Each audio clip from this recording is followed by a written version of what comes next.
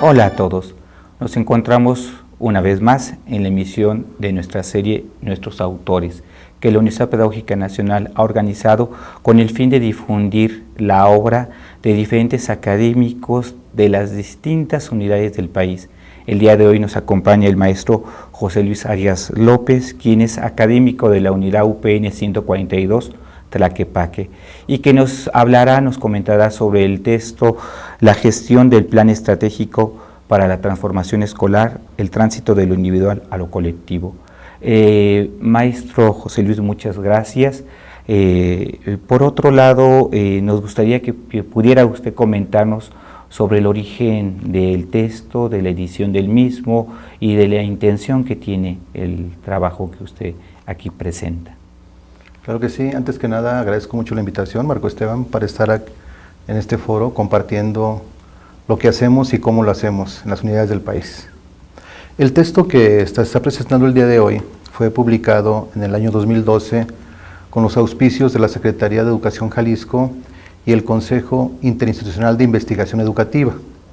En el año 2009, el Consejo de Investigación convocó a un concurso de mejores tesis. El libro fue mi tesis, el contenido fue el foco central de mi tesis de la maestría, y en ese sentido tuvo un reconocimiento en el 2009, y parte del reconocimiento fue la publicación, por causas relativas a la edición y a la publicación. Se editó hasta julio del 2012, y fue presentado en la Universidad Pedagógica Nacional, en la unidad Tlaquepaque, en septiembre del 2012. Tomo el título del libro, La gestión del plan estratégico para la transformación escolar, lo que comúnmente se le conocía en el medio educativo como el PETE. Comenta usted que bueno, fue editado en 2012, pero que fue producto de un trabajo de investigación que culminó en el año 2006. ¿Qué es el PETE y cuál es la intención precisamente de mostrar esta experiencia con directivos de educación básica? El PETE es el Plan Estratégico de Transformación Escolar, y como plan estratégico ubicaba la planeación y la evaluación como ejes conductores de la transformación de la gestión. En este sentido, el directivo que asume el liderazgo en la construcción del PETE se encuentra con varias dificultades. Una de ellas, ¿quién hace el PETE? De ordinario, un director se ve tentado a él proponer los ejes conductores de la transformación, pero muchas veces eso conlleva a que tenga un tratamiento administrativo, y en ese sentido quien lo hace es generalmente el director. El foco del trabajo se centró a investigar qué es lo que sucedía cuando el director invitaba a los miembros del colectivo escolar a construir colaborativamente el PETE, y en ese sentido el libro da cuenta de las tensiones que se presentan cuando el directivo invita a participar a sus compañeros docentes, y en ese sentido también arroja evidencia de cuáles son las percepciones que tienen los sujetos acerca de su rol en la transformación de la gestión escolar. Sí, el subtítulo de lo individual a lo colectivo, entonces va ligado precisamente por esta percepción. Yo creo que uno de los asuntos que está presente cuando se impulsa un programa educativo es precisamente que se da por hecho que al llegar a las escuelas de educación básica, estas se van a implementar de manera automática, y de ahí considerar que la Universidad Pedagógica Nacional es un espacio, una buena alternativa también para ir difundiendo este tipo de propuestas. Surge el comentario de lo individual al colectivo por un lado, que es el subtítulo que maneja, pero por otro lado, porque la UPN interviene en cierta manera, me comentaba usted, a partir de un diplomado que se generó en la UPN, bueno, ya hace algunos años. ¿Nos podría comentar sobre esta experiencia, maestro? Claro que sí.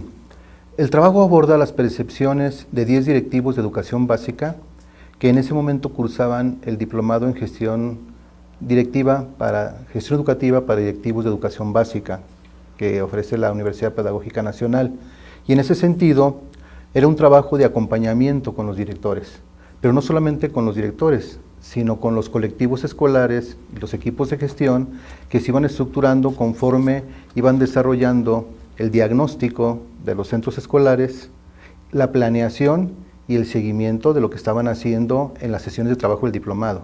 Y en ese sentido, lo que se propuso fue un acompañamiento en las tareas de gestión, pero también el dispositivo de la investigación acerca de qué es lo que estaba sucediendo.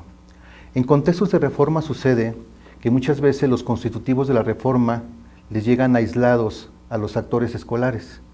Y en ese sentido pareciera ser que con el hecho de que el dispositivo de la reforma simplemente por sí solo va a tener efectos en los colectivos escolares, y no es así. A los profesores y a los directivos les toca armar esta suerte de rompecabezas que implica, por un lado, la transformación del modelo de gestión, las innovaciones curriculares, la adecuación de los materiales y recursos didácticos, pero también las formas de organizar todo eso en el centro de las escuelas. Quiero decirte que en un primer momento el interés que animó esta investigación fue en una reunión de colegiación en la que yo participé, una pregunta que hizo un participante, que era: ¿por qué siempre estamos los mismos? ¿Por qué unos sí venimos a trabajar y otros se abstienen de participar en esto que debiera interesarles a todos? Y esto fue la génesis de preguntar cuál es el papel que tiene la participación de los sujetos, pero también en qué dimensiones de la gestión se puede dar o no esta participación, porque esta participación puede tener diferentes caras. Y en ese sentido, no se trata de que sea una participación simulada, sino comprometida con los efectos de la calidad que se intenciona en el proyecto escolar. Muy bien, maestro, estos 10 directivos, comentábamos también antes de entrar a la emisión, que son directivos de preescolar, primaria y secundaria. Cada uno de estos ámbitos, niveles, tienen sus propias características. ¿Cómo fue posible, en cierta manera, transitar de lo individual a lo colectivo en cada uno de esos niveles, en preescolar, en primaria y en secundaria? Bien, conforme se fueron dando las tareas, una primera tarea consistió en propiciar las condiciones para el diagnóstico de las propias escuelas. Y desde el principio se partió de ubicar la necesidad de que el diagnóstico fuera colaborativo. Una primera dificultad que encontraron los directivos entonces fue cómo construir los equipos de gestión. Y en ese sentido, cómo invitar a colaborar. Lo que los directivos hicieron en estos registros que hicieron de su tarea, porque fueron registros que ellos fueron elaborando conforme iban cumpliéndose las fases de elaboración del PETE, tenía que ver con qué dificultades iban encontrando y cómo iban surgiendo soluciones de los mismos colectivos. Es decir, la solución no venía de afuera, tenía que venir de la construcción colaborativa que se estaba haciendo. En ese sentido, hoy hay un vector metodológico en el trabajo de construcción que fue acompañado con miras a que las diferentes concepciones fueran construidas de acuerdo a las necesidades del contexto en que se situaban las escuelas de estos directivos. En ese sentido, los directivos fungieron para efectos de la investigación como los informantes, es decir, no solamente recuperábamos la percepción del directivo, sino la percepción también de los sujetos que estaban trabajando en las escuelas. Los profesores. Los profesores. Sí, la particularidad, por ejemplo, de la secundaria, que poder reunirse todo el colectivo docente resulta complicado por las características de los mismos. ¿Cómo pudieron sortear, por ejemplo, esas dificultades cuando tenemos maestros que solamente asisten 4 horas? ¿Cómo involucrar a los docentes cuando la intención precisamente es que el PETE sea un trabajo colectivo? Bien, lo que los directivos nos reportan en esta tarea de invitar a colaborar fue, en sus propias palabras, construir la camiseta. Si yo me quiero poner la camiseta de la transformación de la gestión escolar en mi centro, debo saber cómo es esa camiseta. Pero esa camiseta la tienes que construir junto con los demás. Y en ese sentido, la labor de convencimiento, de liderazgo pedagógico y de confianza en el proyecto es crucial. El libro aborda en 2 capítulos cuáles son los factores que dificultan este aprendizaje de la organización escolar que aprende a ser equipo. Pero también aborda, en cierta medida, cuáles son los factores que facilitan esa transformación de lo individual hacia lo colectivo. La idea es de que el proyecto estratégico no sea construido por el director. La idea es de que él lidere ese proceso.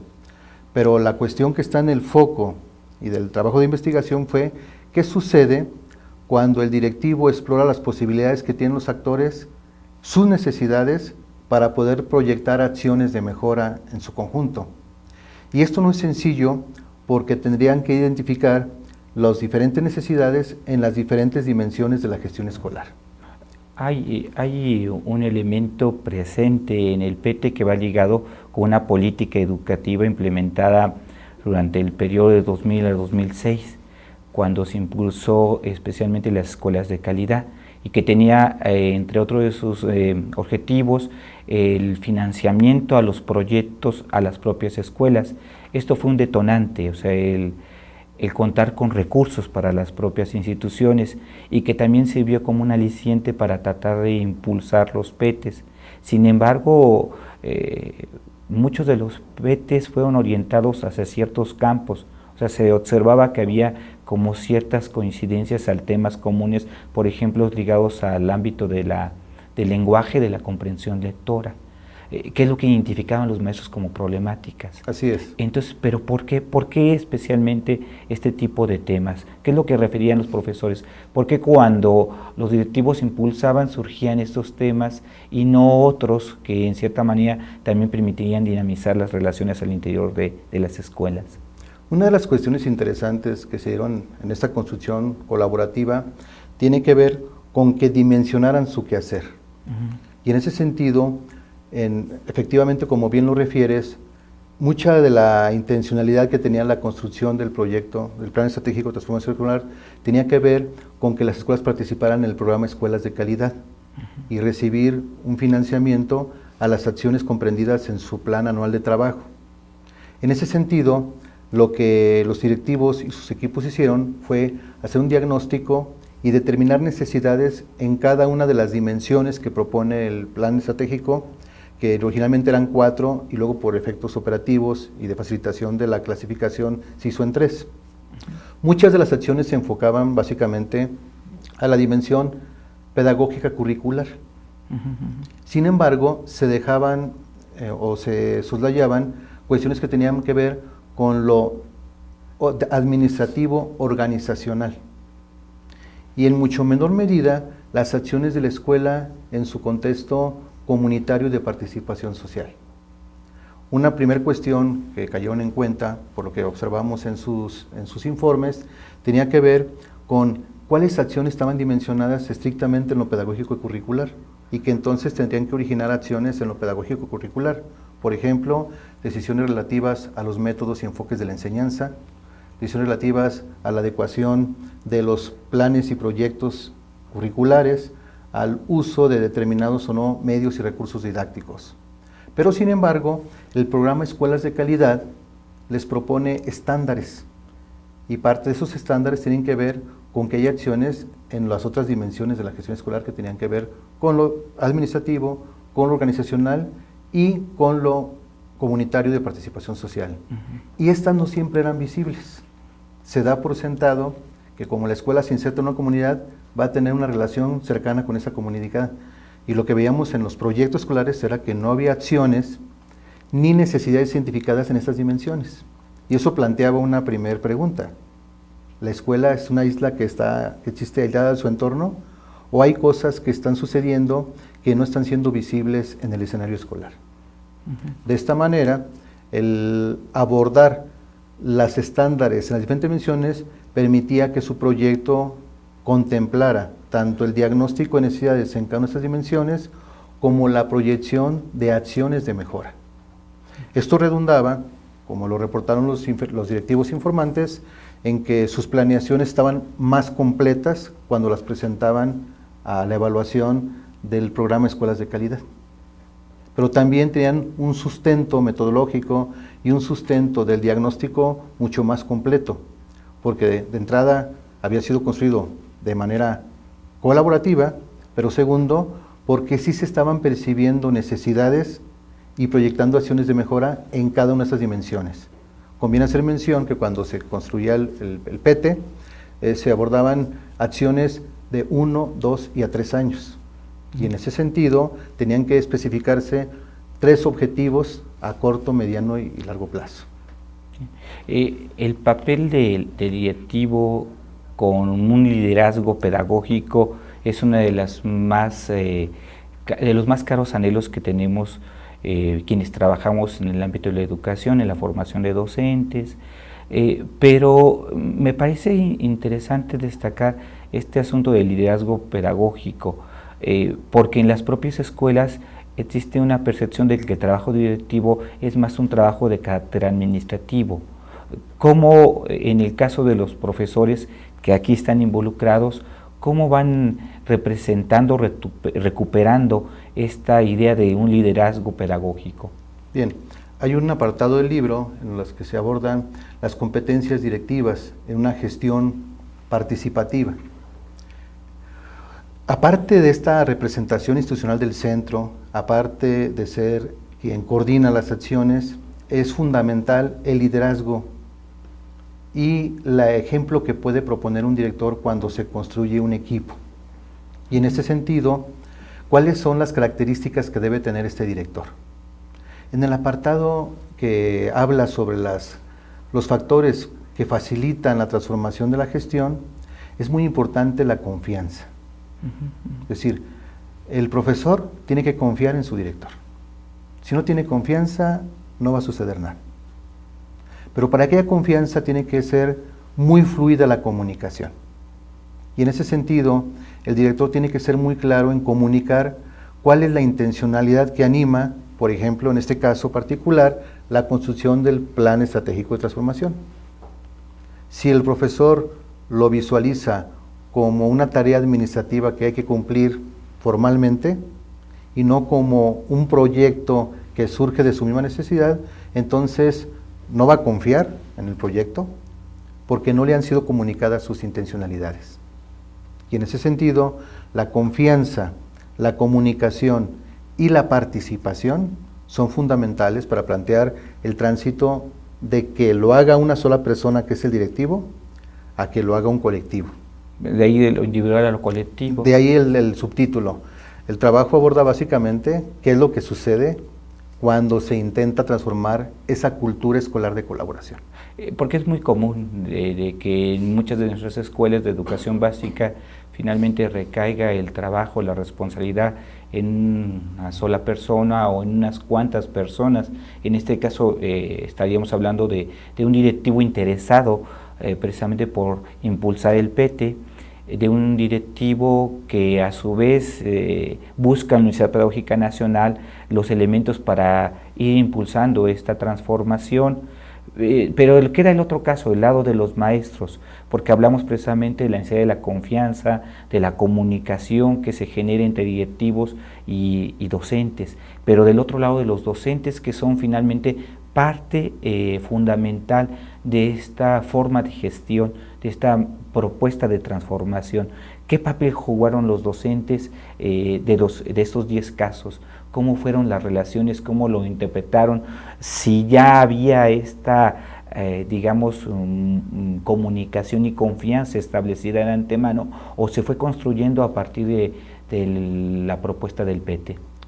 No es gratuito que el capítulo de los factores, las barreras o obstáculos para el aprendizaje organizacional aparezca primero que los factores que facilitan. Lo primero que encuentra el director son resistencias. Sí, eso es muy resistencias común. naturales, de diferente tipo. Tienen que ver desde la organización del trabajo escolar, las condiciones de infraestructura en la que trabajan los profesores, los momentos que tienen para interactuar. Es un aspecto que me parece relevante del libro. El papel que juegan las relaciones y las interacciones personales en la construcción de esta cultura de colaboración. Y en ese sentido, cómo a través de visualizar estas barreras se van proponiendo acciones intencionadas para la mejora. Y en ese sentido, te quiero comentar que fue particularmente significativo el hecho de que los directivos que estaban participando en este diplomado iban construyendo semana a semana este proyecto. Pero luego me pareció muy curioso que esas acciones que planteaban semana por semana, luego no estaban representadas en sus PETES, cuando había una actividad de colegiación continua. Y sin embargo, pareciera ser que era una cuestión natural a la tarea de los centros, y no una acción organizativa compleja que era parte del mismo proyecto escolar. Entonces yo me di la tarea de mencionarles, oigan, esto que están haciendo ustedes cada semana son parte de las acciones que están comprometidas en el PET. Es decir, es una tarea de organización y como tal debe aparecer en la dimensión organizacional. Y de esta manera el directivo, pero también el profesor va siendo consciente de los roles que le toca jugar en esta transformación. Primero, ¿está haciéndole un factor que obstaculiza o está siendo él un factor que favorece? Maestro José Luis, y bueno, a la distancia de lo que aconteció el 2006 a la publicación del 2012, tenemos prácticamente 6 años. ¿Qué es lo que ha sucedido con el PT? ¿Se ha ido transformando? ¿Sigue presente en las escuelas? ¿Qué dificultades se han encontrado los directivos? ¿Es necesario recuperarlo, seguirlo impulsando? Comentamos un poco antes de comenzar la emisión que uno de los elementos que potenció el plan estratégico era la asignación de recursos, con sus ventajas y desventajas. Así es. Pero digamos, ahora hay una limitación con respecto a los recursos y sin embargo se sigue trabajando con otras modalidades. ¿Cree que es recuperable, que es adecuado? ¿Cómo lo veríamos? Bien, yo destaco 2 elementos que están en el centro de la concepción metodológica de la construcción, que son la planeación y la evaluación como conductores de la transformación de la gestión. No se puede verificar no podemos cerciorarnos de en qué medida ha impactado esta construcción si no tenemos algo tangible que observar.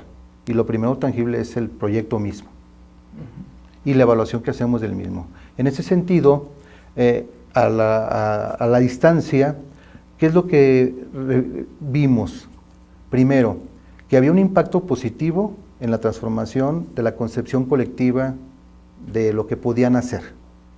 Segundo, los directivos reportaban mejoras sustanciales en la evaluación que hacían personas externas cuando participaban en el programa Escuelas de Calidad.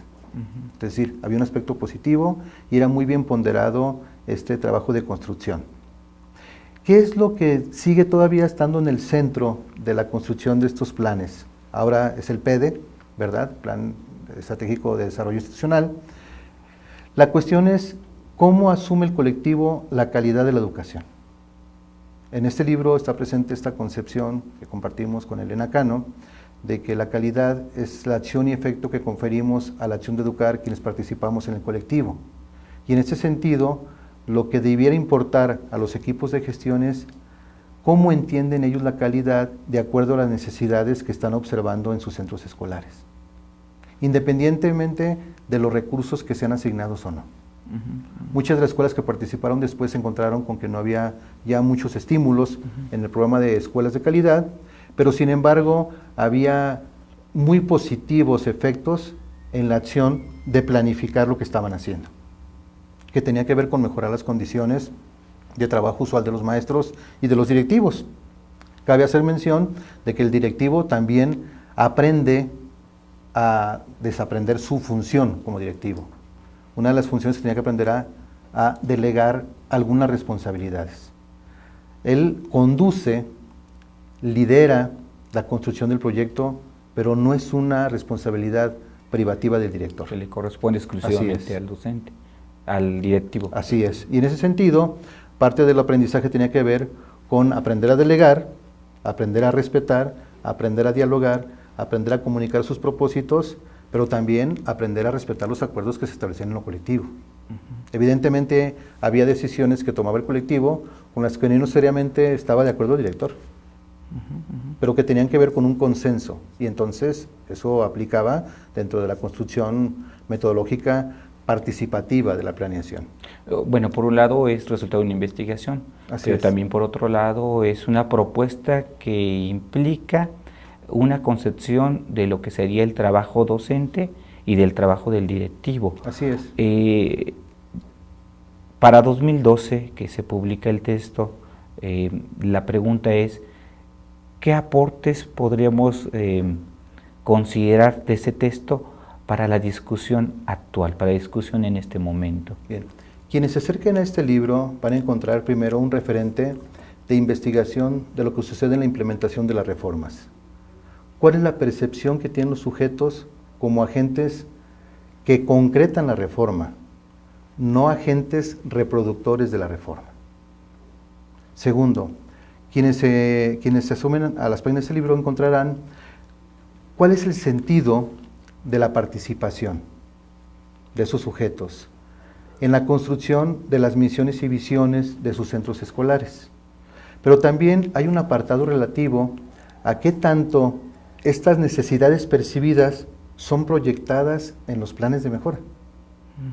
No necesariamente el hecho de que yo perciba la necesidad va a generar una línea de acción para atender esa necesidad. Hay un capítulo dedicado a contrastar cuáles serán las necesidades percibidas en las diferentes dimensiones de la gestión y cuáles serán las acciones comprometidas en la planeación en las diferentes dimensiones. Y hay cosas muy significativas. Primera, ratificar esta importancia que dan los directivos y sus equipos de gestión a la dimensión pedagógica curricular. Pero también hay un apartado que me llama mucho la atención en relación a la supervisión escolar, que no aparecía ni como necesidad ni como acción de mejora. Pareciera ser que la supervisión escolar estuviera ajena de las escuelas. Así es. Cuando es una función estratégica para dinamizar el trabajo colegiado de las escuelas y el tipo de acción pedagógica que están realizando cotidianamente. Ese es un aspecto que salta a la vista. También las muy escasas acciones de mejora construidas en la dimensión comunitaria de participación social. Un poco las escuelas siguen siendo entes aislados de la realidad que los circunda. Y en ese sentido, al 2012, una de las cuestiones claves es la participación de los padres de la familia en el proyecto escolar. Otra figura que también ha estado implementándose es el Consejo de Participación Social.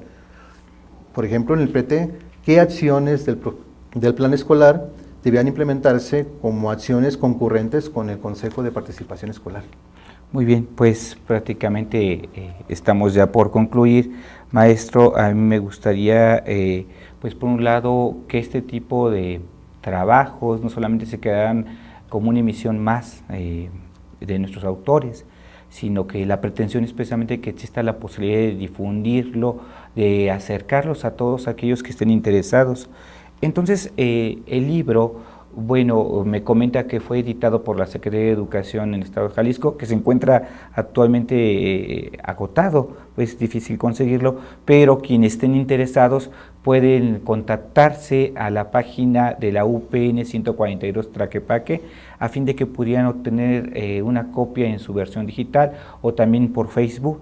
La dirección de Facebook es... Dirección UPN 142. Y bueno, pues finalmente la mejor opinión es la que ustedes pudieran irse formando a partir de la revisión de este texto. Maestro José Luis, pues agradecemos mucho su presencia y esperemos contar nuevamente con su presencia en algún otro momento de nuestra emisión, de nuestros autores. Muchísimas gracias, maestro José Luis. Te agradezco la atención y un saludo cordial a la gran comunidad UPN. Gracias. Por este medio. Gracias.